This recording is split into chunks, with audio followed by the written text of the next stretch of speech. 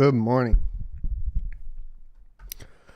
Hello and welcome everybody to the Crypto Mining Show, your one-stop shop for all news cryptocurrency related from the perspective of a cryptocurrency miner. I go by Blind Run on the internet and Matthew in real life. I'm not going to lie to you guys, the mining realm is rough and people are starting to drop like flies. We are going to be covering, of course, lots of fun topics today. Bitcoin might, in fact, be the great equalizer, an opinion piece from CoinDesk. Decentralized exchanges beat centralized counterparts for on-chain flows. Awesome news there. Objectors to New York's mining ban say governments can't dictate valid use of energy. This is a good one to check out for the miners, especially if you're in New York. Then there's a new PC case that is like all no fans. It's pretty cool. I don't know. It's not quite mining related, but I thought it was interesting. We also have more information on the RTX 4060 and the specifications there. Excuse me while I'm talking. I am actually just realizing it's still difficult to talk as I did bust up my tongue in jiu-jitsu on Saturday. It appears to be still swollen. I haven't tried to talk yet that much this morning. And then we have the RX 7000 series cards listed by Seasonic. Good news, we aren't going to need ATX 3.0 for the 7000 series from AMD.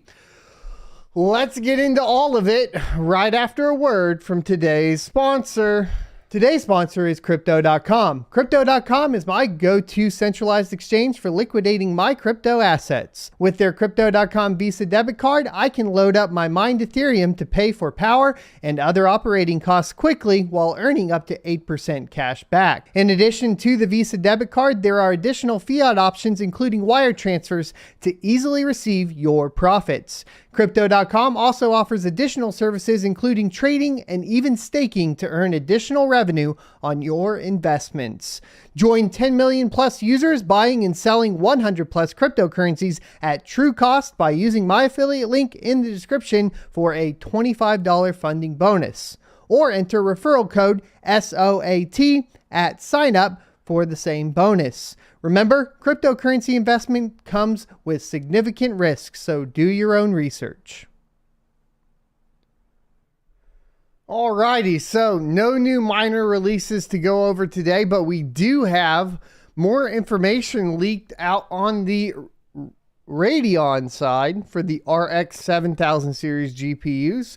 AMD Radeon RX 7900, 7800, and 7700 XT graphics cards listed by Seasonic recommend same power supply as existing lineup. Seasonic has unexpectedly listed AMD's next generation RDNA 3 Radeon RX 7900 XT, 7800 XT, and the 7700 XT graphics cards. And here we go. The PSU maker listed the trio of graphics cards on its wattage calculator, which can be configured with a range of hardware components to get an idea of what sort of power requirements your PC setup would demand and what's the best choice of power supply for your build before you go to buy a new one. If you go to the wattage calculator page right now, you would notice that 3 unreleased GPUs listed under the graphics tab. These include the 7900, 7800, and 7700 XT. Here's a screenshot of it right here. The website doesn't mention specifications, but it should be mentioned that this isn't some form of mislabeling since the other 6900, 6800, and 6700 XT graphics cards are still listed within the drop-down menu. As for the power requirements, Seasonic has a recommended 750 watt power supply for the 7900 XT and 7800 XT graphics cards, while a 650 watt power supply has been recommended for the 7700 XT. These are the same power requirements as the current lineup, with the 6900 and 6800 XT being recommended at 750 watts and a 650 watt power supply for the 6700 XT GPU. There's also no requirement for a 16-pin Gen 5 connector, which aligns with previous rumors, but we do expect the next gen RDNA 3 lineup to be the first to feature support for the Gen 5 protocol. What's happening here is most likely seems to be a case of preliminary or placeholder listings by the power supply manufacturer. AMD hasn't officially announced any specifications, and while they do share key details with OEMs and component makers, Seasonic won't want to get in trouble with the red team by having this information leak out this early. With that said, a similar listing of the 7700 XT graphics card was made by TCL a few weeks ago, which means that something might be cooking up. We have heard rumors that the Navi 33 powered 7700 XT would launch first, while more enthusiast options launching slightly later. But that remains to be seen, as everything's up in the rumor mill. Also, we don't want to jump to conclusions just yet, but if there's a tiny chance that the Seasonic PSU requirements for the 7000 series do end up being true, then it means trouble for NVIDIA in the power efficiency space, as they are eyeing 450 to 600 watts for the high-end graphics card lineup. And I agree, this would be a pretty substantial power advantage for AMD over NVIDIA. And as miners, obviously one of the big features here is that we wouldn't have the same requirements to upgrade for the power supply realm of things on 7000 series versus, of course, the 4000 series from NVIDIA. And I think that will play a huge part also in the gaming segment, because upgrading your power supply for a new GPU launch, if you have another company that doesn't require you to upgrade the power supply, right, is going to be more advantageous to go one way over the other.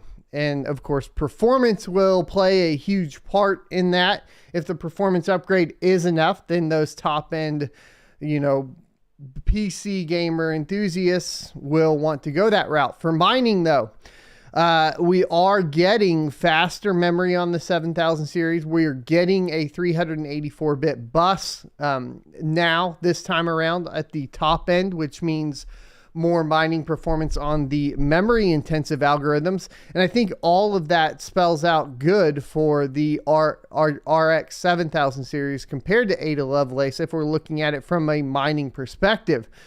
That being said, it can be further backed up because we have more information now on RTX 4060 graphics card specs.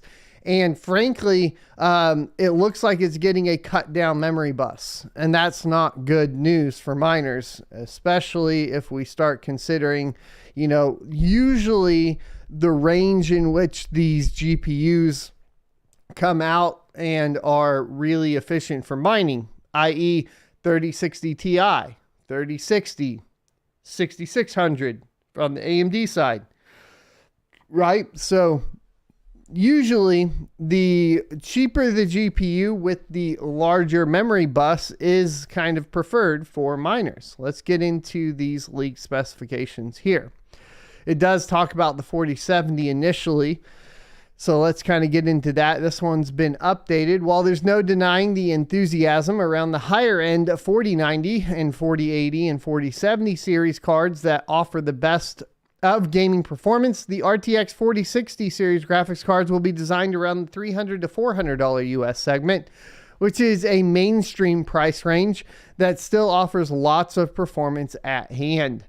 It's simple. The RTX 4090 series will be aimed at users who want the best of the best without worrying about the money or the amount of money they are spending.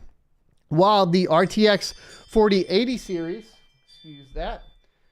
is aimed at users who want the best performance at the best possible price, the RTX 4070 will be the sweet spot for high-end gaming, while the 4060 is designed for the gaming masses at a price that will be hard to ignore given its performance. The previous RTX 3060 was touted to offer a huge improvement over the 2080 Super. The card did end up meeting its promised performance target, but was at most 25 to 30% boost when compared to the 2060 Super. This was mainly due to the fact that the 2060 Super was already an upgraded version of the 2060. But ever since the 20 series, the RTX 30 got its own TI and non-TI flavors. The RTX 3060 Ti was around 30% faster than the 3060, and the 3060 Ti was also 30% faster than the 2060 Super, and 40 to 45% faster than the standard 2060. The 3060 non-TI, on the other hand, was around 10% faster than the RTX 2060 Super and 20% faster than the 2060 non-Super graphics card. So based on the performance, the RTX 3060 Ti was indeed faster, but also more expensive, but still ended up delivering better value versus its predecessor. It was also better for mining pretty significantly than the 3060. For example, the 3060 Ti and 2060 Super both had an MSRP of $399 but the 3060 Ti offered 30% faster performance. Meanwhile, the RTX 3060 non-TI was $20 cheaper US than the RTX 2060 non-Super, but offered a 20% performance boost. Since the RTX 3060 never launched with the Founders Edition variant, most of the models retailed at $15 to $20 more at the end of the day. You were getting the same price as the RTX 2060 non-Super with a 20% uplift. The one thing that NVIDIA did persuade the gaming crowd to get its 3060 graphics card equipped with 12 gigabytes of memory versus the 8 gigabytes on the 3060 Ti. That didn't change the performance much since the card featured a lowly 192-bit bus versus the 256-bit bus of the Ti variant, hence why you wanted the Ti variant for mining, right? We should expect similar things with the next generation gaming solution too, but an important factor to consider is that the GPUs are becoming more power hungry and more pricey. It is a trend that might continue into the future as we get better products, but in return, there's always a cost to pay for end consumers. So starting with what we know so far, first we should take a look at the brand new Ada Lovelace AD10 X class GPUs that will be powering the next gen GeForce RTX 40 series cards. Starting with the GPU configuration, the NVIDIA GeForce RTX 4060 series graphics cards may utilize both the AD 104 and 106 GPUs. The reason is the same as the situation with the current 30 series, where the 3060 Ti is based on the GA104 GPU and the 3060 is based on the GA106 GPU. We already have detailed the AD 104 GPU here, so let's take a look at the 106 GPU and what it has to offer. The GPU is said to measure around 200 millimeters squared and will utilize the TSMC 4 nanometer process node, which is an optimized version of TSMC's 5 nanometer node designed for the green team. The NVIDIA Ada Lovelace AD106 GPU is expected to feature up to 3 GPC graphics processing clusters. This is the same GPC count as the GA106 GPU. Each GPU will consist of 6 TPCs and 2 SMs, which is the same configuration as the existing chip as well. Each streaming multiprocessor will house 4 subcores, which is also the same as the GA106 GPU. What's changed is the FP32 and Int32 core configuration.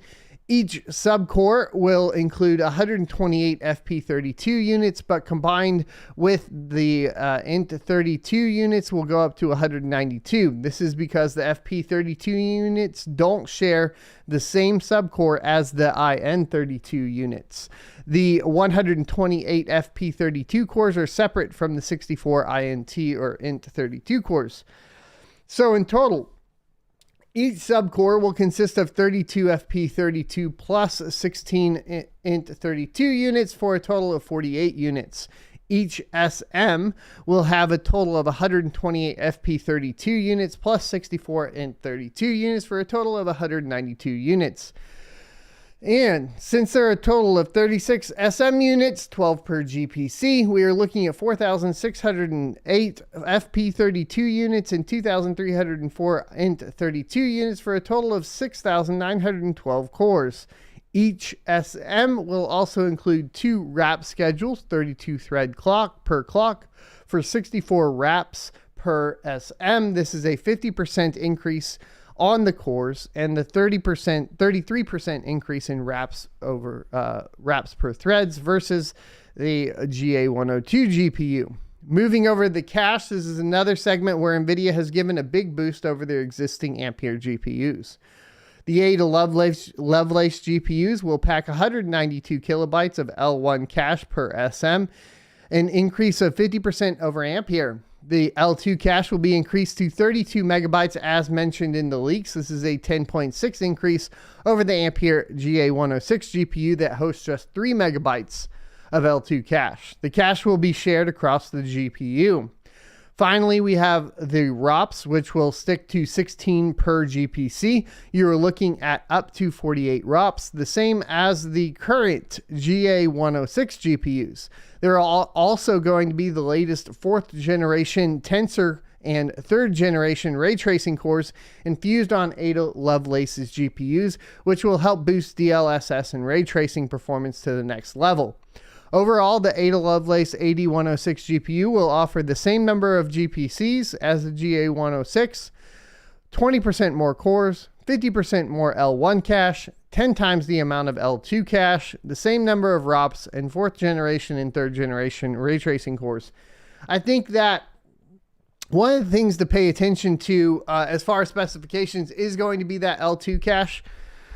Previously, NVIDIA really didn't focus on boosting that L2 cache, while AMD has boosted that to optimize, of course, and catch up from the memory bandwidth perspective on GDDR6 versus GDDR6X. Excuse my tongue, it is getting extremely tired. I am not going to lie. That being said, though, the reason that's important is because from the mining perspective, no miners have really, and I'm talking about like actual mining software, none of them have really utilized any of the cache at any given point to boost the performance of it on any given algorithm. But with the green team moving, to larger caches, if there is an algorithm that comes along, or mining software developers start developing for this in mind in particular, you could see a significant boost in the 6000 series from AMD, and that would be extremely interesting down the line, in my humble opinion.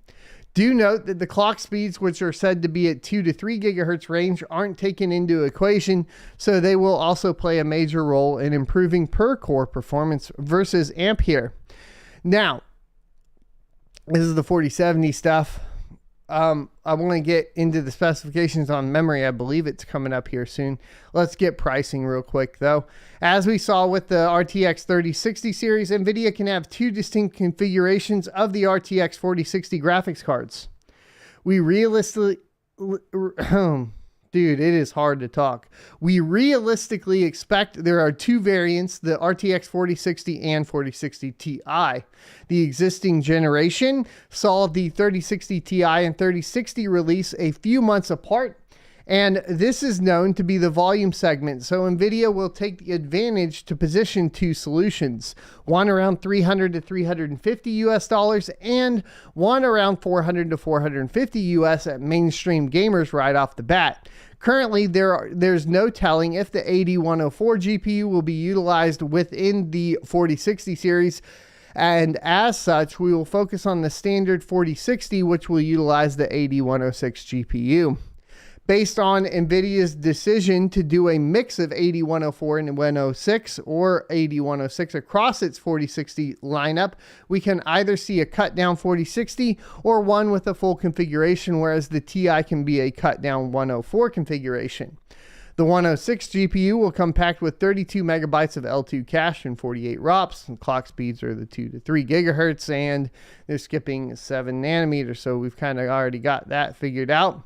As for memory specifications, this is the big one for mining. The RTX 4060 is expected to rock 8 gigabytes of GDDR6X, So it's nice to see that they're going on the 4060 series up from, of course, GDDR6 to GDDR6X. So the speeds are higher. However, here's what is disappointing.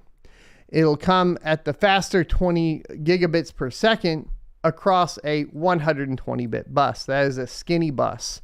So you're only going to be getting 320 gigabytes of bandwidth, which is less than what the 30 series is currently getting with their 192-bit bus on the 60 series. Now, the TI variant, if it ends up with an 8104 GPU, could offer up to 12 gigabytes of memory across a 192-bit bus interface. That would be much better. The 4060 graphics card is also said to rock a TGP of 220 watts, which is an increase of 30% over the 3060.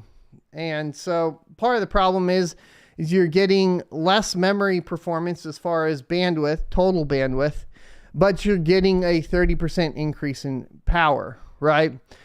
That's a massive TGP increase, and the performance needs to be really good, like they say here. If we're looking at this from an efficiency number standpoint and memory intense algorithms such as Ethereum Classic, Ergo, and even like pretty much all algorithms have some sort of memory intensive portion to them, right? So it will affect everything across the board to a certain extent. You still have, though, a potential boost in core clock on some, like Flux or whatever those may be, Ravencoin. But this isn't looking good for miners as far as performance goes. And if they add on top of that, light hash rate lock 3.0, man, it really feels like with the ATX 3.0 requirements, higher power consumptions, smaller memory bandwidth, lower memory bandwidth, the 7000 series seems way more, like on paper, seems way more enticing from the perspective of a mining operation. That's just what I'm seeing here, right? I'd like to know what you guys think in the comment section and, of course, live chat as well. And we'll get into that near the end of the show.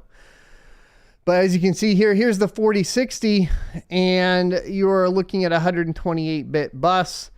There is still the question out of GDDR6 versus GDDR6X. If it goes to GDDR6, I think that your total bandwidth actually goes lower than 320 gigabytes per second. Plus, you're getting a huge boost in power consumption. Right next to it is the 3060 Ti. And you can see 448 gigabits per second, 384 on the 3060. So really, you're potentially having a huge cut down in mining performance plus a huge bump in power consumption on the 4060. Now, this is all rumors, but if any of this is somewhat true at all, the 4000 series, especially the 4060, is going to be extremely disappointing for, of course, mining. Now, you do get the 448 gigabytes per second on the 4060 Ti rumored because it does have a 192-bit bus and hopefully GDDR6X. If it has GDDR6, though, it'll be closer to 384, right, for that particular card. Overall, pretty disappointing leaks for the 4060, and I'm not exactly looking forward to it, right? I think that, unfortunately, with the direction of the green team pushing away from miners, in combination with the change in architecture, I don't think that it's going to be fantastic. I don't know. The pricing could be good, though. But then the pricing on the old cards will come down and really, buy the old cards that are going to perform better, right? This would be the first time in a long time where you do get worse performance mining generation over generation. So there's a fully fanless, passively cooled 12th gen Alder Lake desktop PC. I'm trying to figure out if you could just get the case set up. Quiet PC just released it. It looks really cool. Basically, you can see kind of the internals here. It'll work on your 12th gen CPUs. They're using a specific case from Cooler Master, the Master Box chassis. Unfortunately, it doesn't appear that you can actually purchase this directly or just the case build out, right? So here's a picture of the case. You can see this massive heatsink here, and it's really, really cool. So anyways, I would like one. Unfortunately, I don't think I want to buy a whole system, but I thought it was neat, so I want to show you guys. Let's talk about more crypto news, and specifically the New York's mining ban, the moratorium for 2 years, where they're banning essentially new miners to utilize non-renewable energy, right?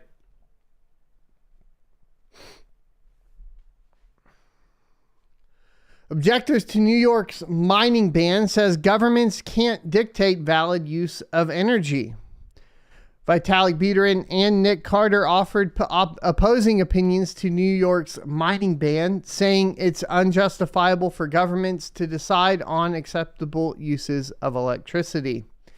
Ethereum's co-founder Vitalik Buterin and Coinmetrics co-founder Nick Carter recently opposed the recent mining ban decision of New York, saying that it's not okay for governments to decide on what appropriate usage of electricity is. Carter tweeted that New York's ban on crypto mining directly controls what constitutes proper use of power. He implied that this is an abuse of power and said, quote, "So New York is now regulating the contents of the data center and has banned a kind of computation, SHA-256 hash functions. They're directly controlling what constitutes a valid use of power." And this is an interesting angle to take it from too, right? Because what he's pointing out is that they are constituting essentially what kind of actions or whatever you can perform within like a data center, which could, of course, end up having ramifications across the entire IT industry, not just with crypto mining.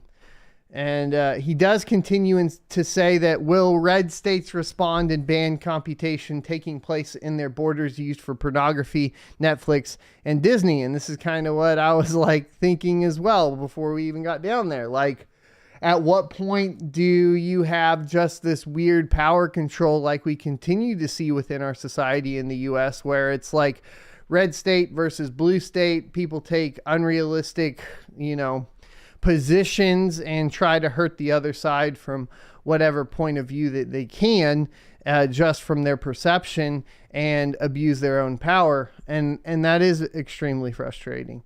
Is a world where the state itself decrees what is an acceptable use of electricity or not one you really want to live in. U.S. Senate candidate Bruce Fenton also tweeted to object New York's decision and said no government has the right to tell people which software to run. Code is speech, and that is a really interesting one. But is code law? And let's get into Vitalik, I suppose. Maybe we get some information here. The New York State Senate passed the bill due to environmental concerns, arguing that the greenhouse gas emissions released by crypto mining will irreparably harm compliance with the Climate Leadership and Community Protection Act in contravention of state law. However, opposers don't believe this ban serves its said environmental purpose. Buterin quoted Fenton's tweet to say he favors decreasing gas emissions for the environment's sake. However, the crypto mining ban doesn't really serve its purpose. Vitalik said, "Ultimately, I agree with this. That is, I oppose banning proof of work. The government picking and choosing which specific applications are an okay use of electricity or not is a bad idea. Better to just implement carbon pricing and use some of the revenues to compensate low-income users."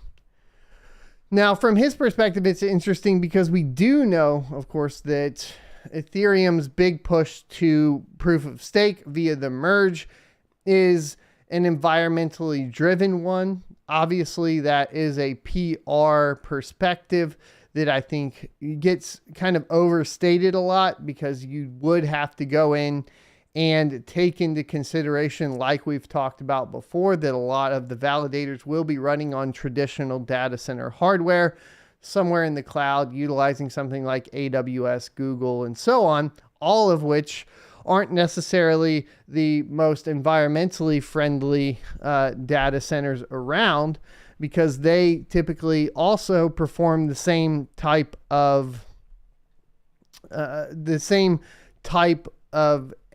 energy pricing hunting that crypto miners do.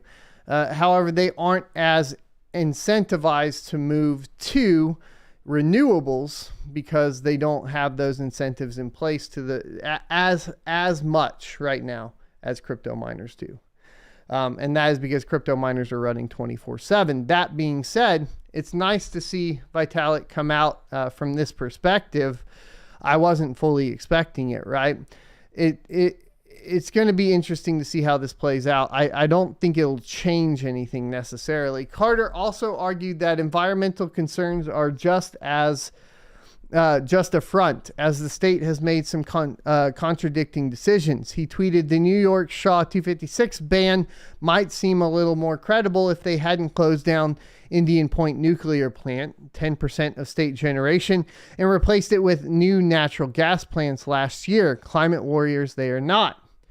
Now, this goes back to perspective, right? That we have in general in the population, where, like, I've even had conversations with people regarding nuclear plants, and they are still scared of nuclear plants, right? Whereas, like, if you wanted to be as environmentally conscious as possible, you would be pro nuclear plants. But a lot of people seem to have huge misconceptions surrounding them, in particular surrounding the safety of them. We could go like crazy into extrapolating the amount of energy needed, the amount of nuclear plants needed, and then the amount of population needed to maintain those plants, and how our population is on the downsize, meaning that we would potentially not have enough people to maintain these plants, that sort of thing. But that could be an entire video within itself. But I highly recommend looking into it because it's quite fascinating. Bitcoin mining consumes nearly 110 terawatt hours of energy annually, which impacts the environment. Many prominent figures have protested the negative consequences. Buterin, for example, decided to switch Ethereum from energy-consuming proof of work to sustainable proof of stake. On the other hand, Elon Musk advocated for using sustainable energy sources like solar power for Bitcoin mining. The Bitcoin mining industry's sustainable energy usage increased approximately 59% last year and reached around 58.4% in the first quarter of 2022. As of January 2022, the U.S. constitutes 37.84% of the average monthly hash rate in Bitcoin mining, and New York produces 9.77% of that number every month. Moreover, New York's mining activity is mostly sustainable, according to Carter. So there you go. We do know that what was the number one incentive for miners to move to New York? That was cheap power. What was the cheap power being generated by? Hydroelectric. Hydroelectric is obviously something that would be renewable. And so once again, I go back to setting up incentives over creating laws, especially as it pertains to something like cryptocurrency mining. If you set the incentives properly, you do not need to tell people what to do.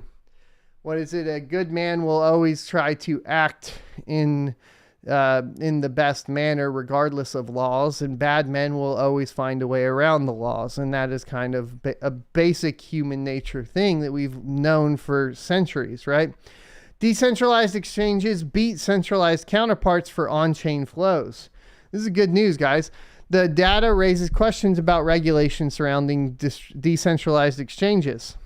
Here's how I feel about it. Now, we could get into the stablecoin argument. I'm not so sure we should have a ton of stablecoins on decentralized exchanges, even though that is like one of the primary reasons for stablecoins. That would be where I get into well, maybe it has to be regulated, but I think you could regulate the stablecoins themselves and not necessarily the decentralized exchanges. these are my thoughts surrounding it. Under no other circumstances do I see there to be a need to regulate decentralized exchanges. There should just be, like I've said before, educational content to educate the public on the risks of said decentralized exchanges. And I would go back to the previous quote that we got into right before this regarding mining, right? Decentralized exchanges have their pros, limitless crypto trading pairs, and their cons, difficulty onboarding experiences when compared to the centralized exchanges of the world. Nonetheless, they are rising in popularity. From April 2021 to April 2022, Web3 users sent $224 billion in on-chain value to decentralized exchanges, outstripping centralized exchanges like Coinbase, which combined for $175 billion over the same period. We doing it, boys. See, a lot of people are a lot smarter than a lot of people give them credit for. I believe in you. We're getting there.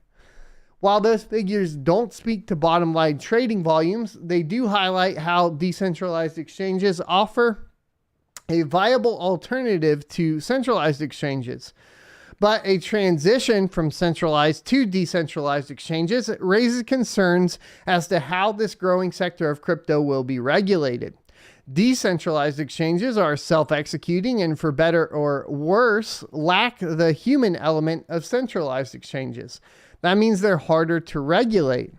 Yeah, here's the deal. We could get back into this over and over and over again, but it's this thing of like, crypto is inevitable. The decentralized portion of crypto is inevitable, and the regulation of this inevitability will only add to the downfall of the people trying to regulate it. Like, it's one of those things where it doesn't seem to be something that is viable. You would have to move it into a centralized system. And then I go in and extrapolate further, like we always do, where if you have a centralized exchange that wants to participate within the fiat world of whatever that particular regulated system is, then they can be centralized, and that can be used as the interface between the two. But to go in and try to regulate this new world of decentralized currency, decentralized assets, and so on is going to be something that is extremely difficult and near impossible, right? Chain analysis economist Ethan McMohan told CoinDesk that the move from centralized exchanges to decentralized exchanges began in 2020's DeFi summer and carried through the NFT boom of 2021. This is very important to really understand something, because a lot of crypto users like to dump on NFTs, especially the old guard. And I've been there, I've been a part of it, right? But what did NFTs do for cryptocurrency that nothing else could have done? What it did was teach self-custody and influence people to move to decentralized exchanges, utilizing, yes, something basic like MetaMask or Nautilus Wallet or whatever, Yori or whatever it may be, right? They got the money off of the exchange. They were incentivized to do so by the money-making potential of NFTs.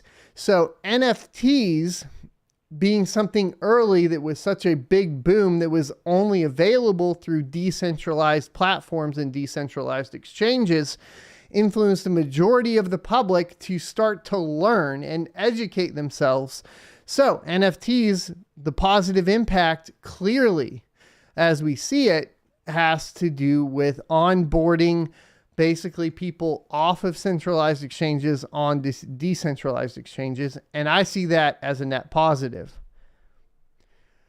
Decentralized exchanges first cleared 50% market share in September of 2020, according to a report. In June 2021, this number hit its peak at 80%.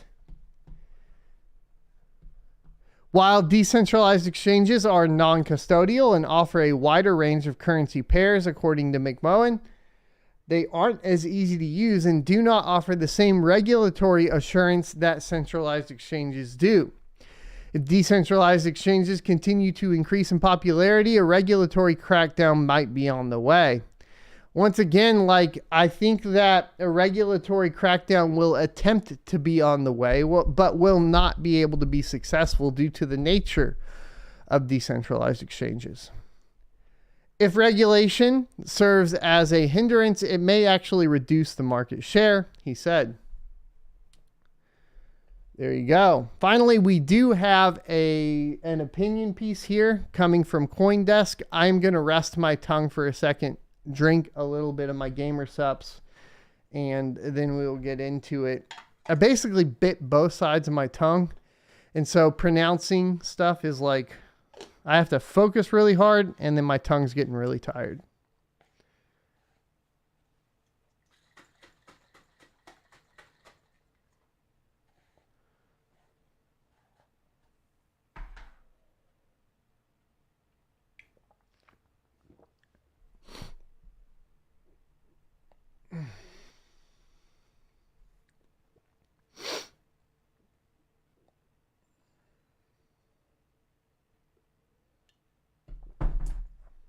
Gamer subs. All right.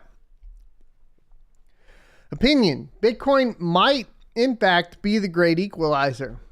A new global survey drills in on the perception of Bitcoin around the world, and the findings appear to be generally optimistic for global equity.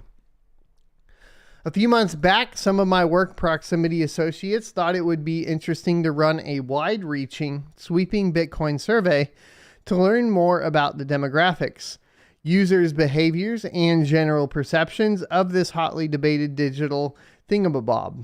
Of course, we had to do other things. We had other things to do, and so it got away from us.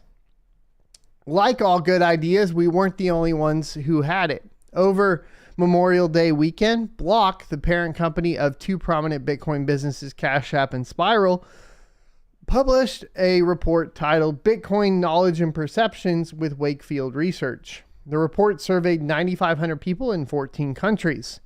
As a Bitcoiner, I already had some of the findings anecdotally established in my head, but now I have pertinent survey data to back up my idealistic thoughts about how Bitcoin's going to fix the world or whatever. In all, the report was worth diving into, so let's do that. Yeah. I recognize the cheapness in co-opting 12 pages of content produced by an eighth hippie Bitcoiner-led publicly traded company whose entire strategic direction depends on the success of Bitcoin for this newsletter. But whatever, the report is worth paying attention to.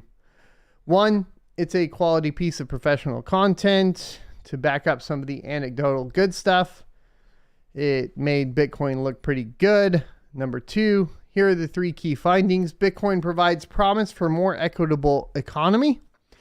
Bitcoin education is key for adoption. And three, Bitcoin is far better known than other cryptocurrencies. Keep in mind, we don't have access to the survey itself, and so there might be implicit bias in the framing of the survey questions.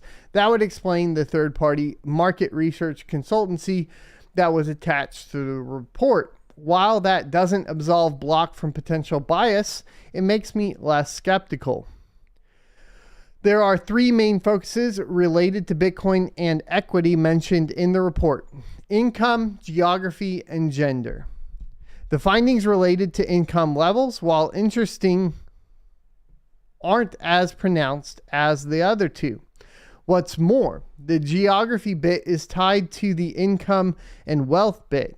In short, the report suggests higher income people buy for investment reasons, make money, diversify, etc., and lower income people buy Bitcoin for utility reasons, easy way to send money and purchase goods. The geography bit that's tied to the income and wealth bit manifests itself when you consider the percentage of respondents who would buy Bitcoin to buy things plotted against the per capita gross domestic product of the country they live in. There's a clear visual relationship of down and to the right, suggesting that the individuals from poorer countries see more value in Bitcoin as a means for transacting, and that's extremely interesting. Here's the chart. On the left, who would buy Bitcoin to purchase goods and services, and then the per capita GDP. So you can see the further over to the left, the higher it gets, with China being extremely high, but there's a lot of people there, right? So Bitcoin as digital cash is the original use case, but as discussed in previous newsletters, that's just narrative. In fact, the survey shows there is also a logarithmic looking relationship between the percentage of respondents who would use Bitcoin to protect against inflation versus the rate of inflation in their own country. Small note here, a willingness to use Bitcoin to protect against inflation doesn't guarantee it will. And that's something that we've been talking about for a while, right? Moving past the money part of Bitcoin, findings on perceived exclusivity is presented as one of the negative results of the survey. The report presents a map that shows the percentage of respondents who agreed with the notion that the Bitcoin community is not inclusive of people like them. A lot of countries are split. South Africans pull very pro-Bitcoin, but Indians feel quite the opposite. There are two possibilities here. One, India's historically tough stance on crypto has soured sentiment on Bitcoin. Or two, the Bitcoin community's toxic maximalism culture that shows itself on social media platforms has soured Indian sentiment on Bitcoin. I would go with the former over the latter, but that's just me. A single bad experience on social media is all it takes. Lastly, in this section, the report makes an interesting claim. The gender divide in Bitcoin ownership and self-described knowledge is more pronounced in the Americas, but less male-dominated when looking at the rest of the world. That quote's accompanying graphic can be overwhelming, but the main takeaway is this. Women in Europe, Middle East, and Africa, and Asia Pacific claim expert knowledge at higher rates than men. Sure, this is great, but I would like to see more on this topic before using the phrase "there is no gender divide" as stated in the report. Block's quote was, "There is no gender divide between the people who own Bitcoin and see themselves as experts." In this section, Block put its best education is key when it comes to growing Bitcoin's network effect by getting more people to buy and use Bitcoin. The more respondents knew about Bitcoin, the more likely they were to purchase Bitcoin in the next year. Anecdotally, a lack of education on the topic is what most developers point to when I ask them about the biggest blockers for adoption. On the last page of the report, Block made an innocuous claim. Bitcoin is the best known cryptocurrency. We know that. But the gap between Bitcoin and second place Ethereum was much larger than I would have thought. While 88% of respondents had heard of Bitcoin, only 43% had heard of Ethereum. My gut tells me Block included this to make investors feel that the company was right to focus only on Bitcoin. But I feel it is also included to highlight the longevity, or that longevity has perks. One of the reasons Bitcoin is better known is because it succeeded for a longer period of time. In all, the report is high level and should be shared widely. It provides a great overview of the pertinent social questions being asked about Bitcoin while giving some concrete figures in response to those questions. But we need to go deeper. I look forward to reading and maybe writing some of the surveys and reports like this one inspires. I find a lot of this information extremely interesting. I think the biggest one, of course, is the gender divide, specifically in America, because I do notice that in the Americas, obviously we run a cryptocurrency channel. Do we not? Now, the cryptocurrency channel that I run is probably also would have to, as far as demographics go, be very specific in the fact that it does include IT, technology, computers, types of things that lean towards, I guess, the male gender over the female gender. But if I looked at my demographics and I said my demographics are indicative of the US population's interest in cryptocurrency, then we would have to say that 97% of the interest, 80% of my viewers, for example, are US based. 97% of them are male and 3% of them are female. So I think as far as there being a gender divide within cryptocurrency, at least in the US, where I can see via my own personal stats what's going on, I would say there is a gender divide. And I think educating, obviously educating females on Bitcoin, cryptocurrency, etc. within the US would be advantageous to a certain extent. That being said, there does seem to be a natural inclination of men in the US towards cryptocurrency, while not as much from women. I don't know exactly why, other than we could go all the way back into the interest of science, technology, and math, that sort of thing. And it probably relates to a certain extent. Let's talk about cryptocurrency mining profitability. For the past 24 hours, I am on ZIL.me. I didn't know if you guys wanted me to put in the referral program. I haven't done it yet. I don't know how I feel about it, but I'll put the promo code in here. If you guys want to support, you can. The reason I'm on ZIL.me is it's the easiest way to dual mine Ethereum and Zilliqa. And with the merge coming on Ethereum, just an easy way to get something else that will remain proof of work, that does, have a pretty large NFT project on it that I was made aware of. And then I played around with the wallet, ZilPay. It seems like a solid project. So that's kind of why I'm doing it. Now, I have a couple rigs offline, like always. It's just hot. It's just, bro, it's hot, man. It is hot. Let me see what the weather is I'll tell you what the weather is right now here. What are we going to get up to today? So our high today is going to be 107. Our high yesterday was 107. So, bro, it's hot. And I'm pretty happy that I'm keeping 5 gigahash online, and I'm only having a couple rigs go down here and there because it's just that hot. Now, today I have some meetings, some calls. Hopefully I'm going to get this problem nipped in the bud.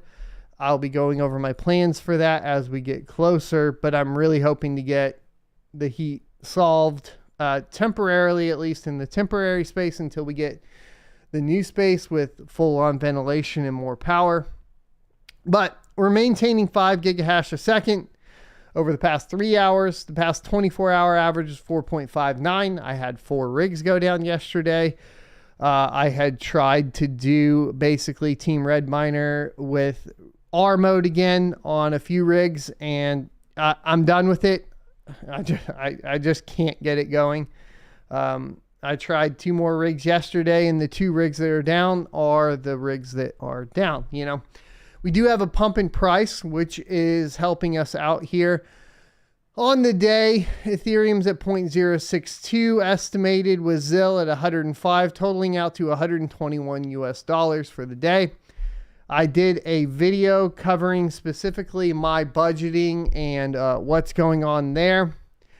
Definitely go check out that video if you're interested in my own personal farm survivability and where we're going to go from there. Good news is I have really good power rates. Bad news is I have rent.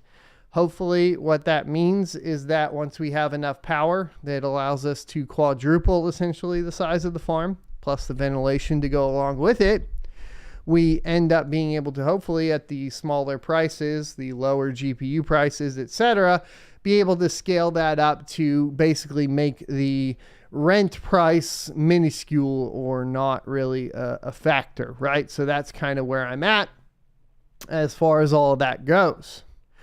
Let's get into what to mine on the RTX 3090 at 10 cents a kilowatt hour, correcting, of course, Zelhash, Kapow, ProgPal, and Firo. And calculate that bad boy out for you guys. Ethereum is still at the top, but the profitability going down further and further. We're under $2 a day in revenue after 10 cents a kilowatt hour, $2.67 a day in revenue. Cero has dropped back down underneath Ethereum. It's at $2.56 a day in revenue, $1.77 a day after power. Ravencoin comes in third at $2.36 a day in revenue, $1.57 a day after power. Xano at $2.21 a day in revenue, $1.42 after power. Conflux at $2.15 a day in revenue and $1.35 a day after power. Firo at $2.11 a day in revenue and $1.37 a day after power. Ergo at $2.03 in revenue and $1.40 a day after power. If you do ZIL hash for Flux, of course, through Nice Hash, it's $2.02 a day in revenue and $1.32 a day after power. However, if you mine it directly, it's $1.82 a day in revenue and $1.12 after power. Pretty low. Ethereum Classic at $1.93 a day in revenue and $1.16 a day after power. And Ryo $1.91 a day in revenue, $1.28 a day after power. Mining pool stats. Let's take a look at what happened over the weekend, if anything. 234 exahash a second. Bitcoin's kind of back where we expect it to be. Ethereum is at 1.07 petahash a second. No huge changes. Ethereum Classic at 25.55 terahash a second.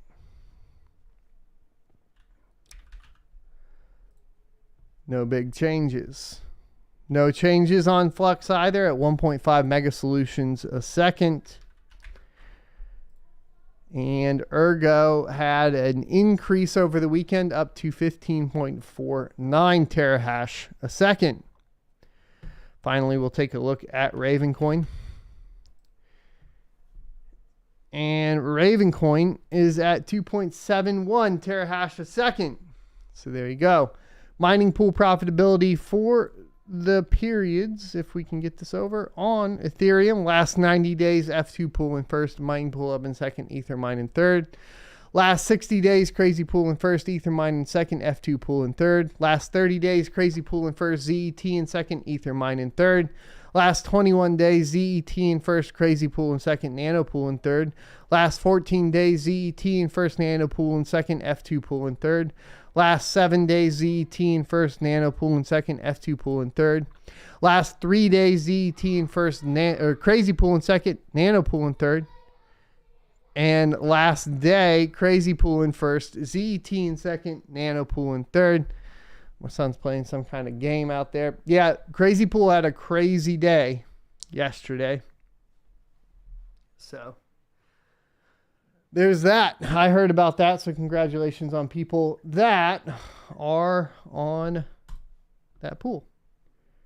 ASIC miner profitability. What do we got?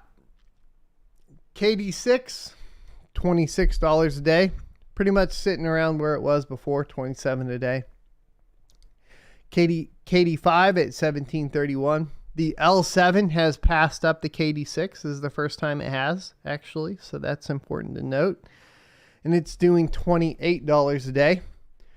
If we scroll on down, the IB Link BMK1 Max real quick, which is interesting, is doing 32 a day in Kadena over the KD6. That's kind of cool.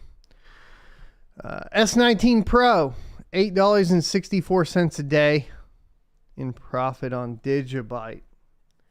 Pretty rough stuff, my guys. Let's get into questions and answers. Remember, super chats are never required, always appreciated, first to be answered. I'm also advised by my YouTube rep to encourage you to do super sticker chats. They apparently help the algorithm. So if you want to do a chat and you don't want to do a super chat because you don't want to say anything, you can use one of the stickers. I guess that's cool.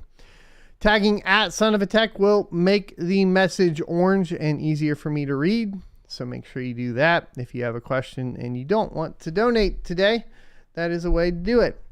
Richard says, thank you, Son of a Tech, for all your content. I started mining over a year ago because of your content, and it's life-changing. Yes, sir. Welcome to the Suns. Texas Ace says, as Tech, the 2080 Ti is so good on Flux because of better floating point performance. I wonder if the 40 series will be better on Flux with the extra FP32 units they are adding. Yes, that's a fair point. They could be extremely good for that in particular, right?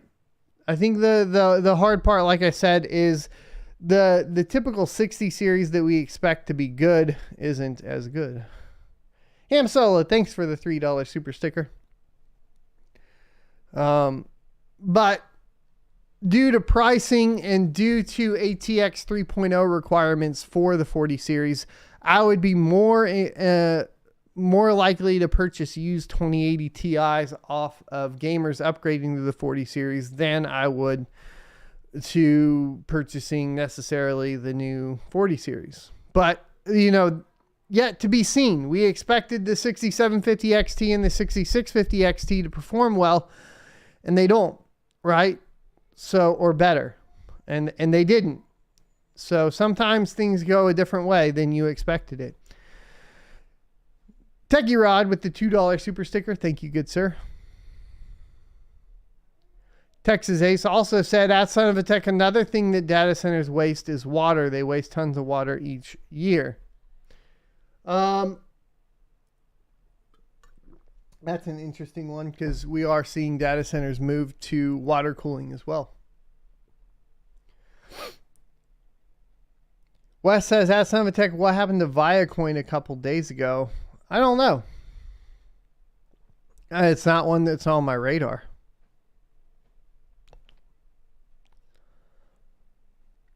Argo says, have you heard of subpooling on Ergo? Yeah, so subpooling is via GetBlock.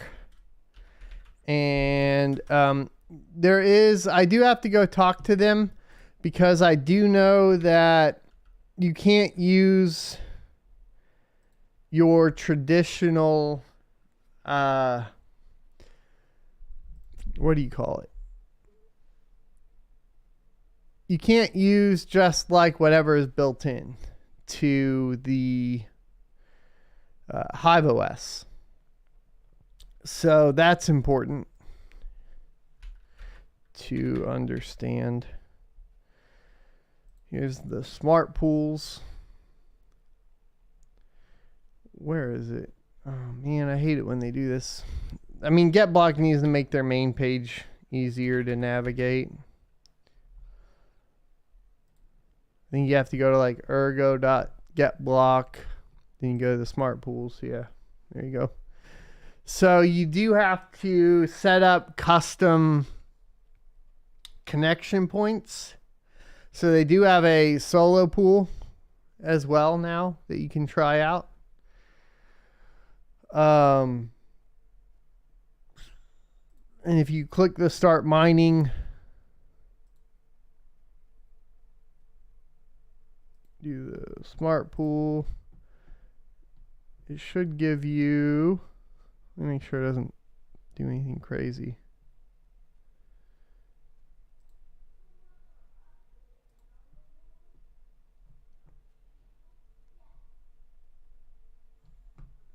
Yeah, okay. Then you go into there and do that. Anyways, I got to do a guide on it.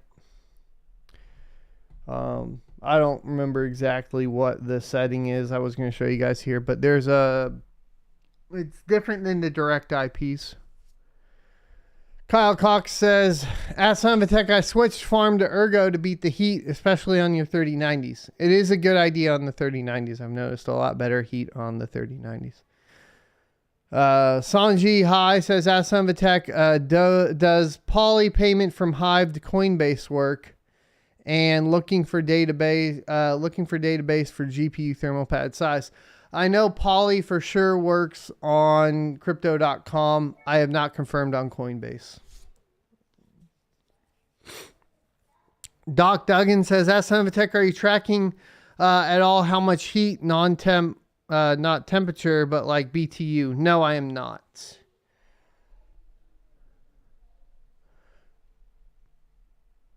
You mean like, well, I could try to work on that, but I know ambient temperatures.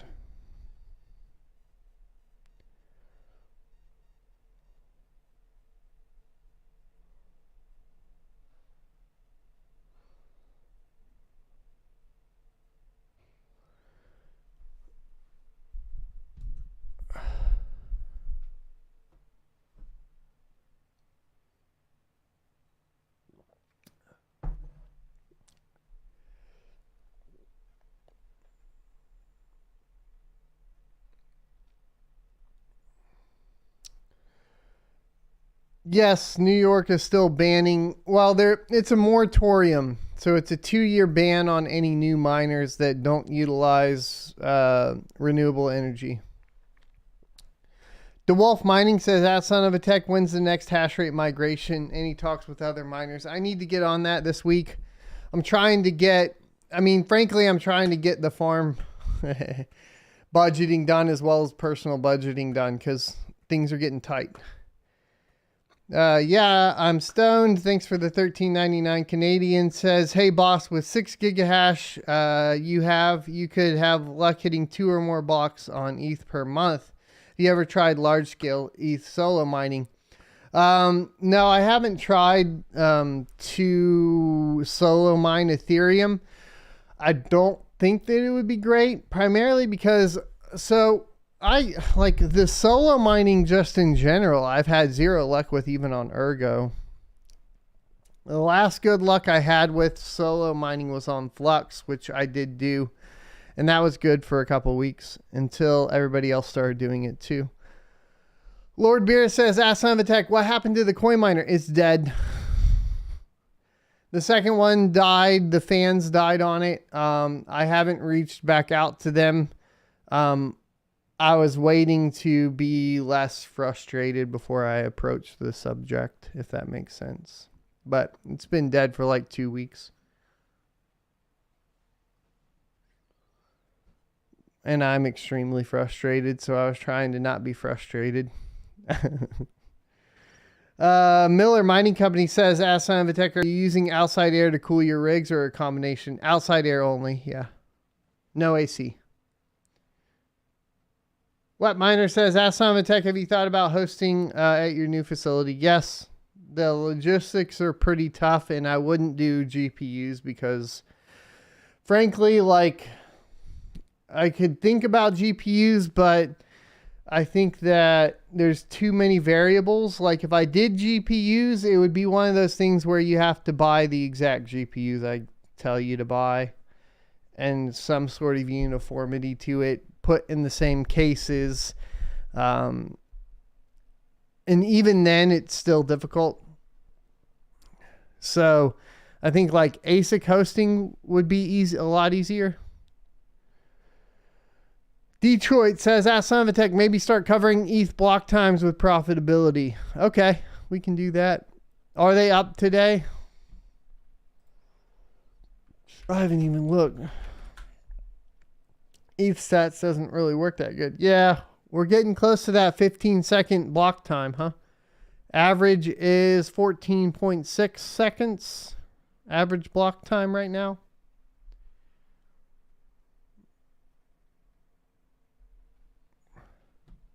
Oof.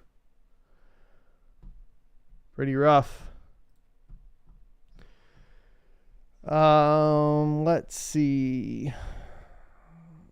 Sanji says, ask Son of a Tech, moving to crypto pronto. For what? Daily Piano says, hi Son of a Tech, is dual mining still more profitable since light hash rate unlocked? Thank you. So it depends on the type of dual mining, but in general, it will, yeah, like if you're doing ALF or TON, then you're utilizing the core. So it's not necessarily more profitable. It is more sats. It's going to come down to power cost and whether that other currency you're mining is more profitable than the amount of power you're spending, extra power you're spending, right? Lord Beer says, ask Son of a Tech, is it a bad unit or coin miners just bad? I thought Avalon was bad. So this is the second one that's died on me. The first one, they never told me what was wrong with it. This one, the bearings and the fan started making noise. I put up the short on YouTube, I think it was, as well as on Twitter. And then the fan died. I turned it off. I didn't even really run it. I ran it maybe like 3 different nights. So, it was never on 24/7. I got it back in, it was hot in the farm. And so I was like, I don't think I'm going to run an ASIC, definitely not during the day. So a few nights I went up there and like turned it on to run overnight. It ran overnight for 2 nights. The third night that I went out and turned it on, I came back and that fan had died. So, yeah. I don't know. I have no luck with them out of the 2 units. Chuki says, Ask Tech, want to stream Apex tonight or maybe Rocket League? I have Apex installed, but I've been playing PUBG now, bro. I don't know. PUBG's been fun. Black Cat Crypto says, what camera do you use for streaming? It's the Sony a6000 with the Sigma 16mm lens. I do need to work on lighting, and my settings got reset, and I've been lazy. I don't know. Anyways, I feel like I could do a lot better.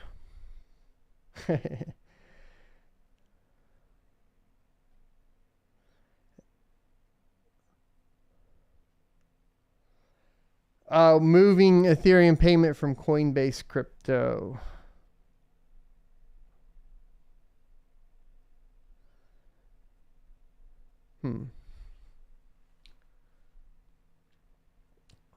Nicholas says, I learned most ETH ASICs can no longer mine Ethereum Classic. There's a firmware update you have to get. So when you're researching, you want to research and make sure the manufacturer has a custom firmware and or that somebody has created one. In most cases, a lot of custom firmwares have been made as well. You just might have to dig. But, you know, I wouldn't have ever recommended getting an Ethereum ASIC anyways.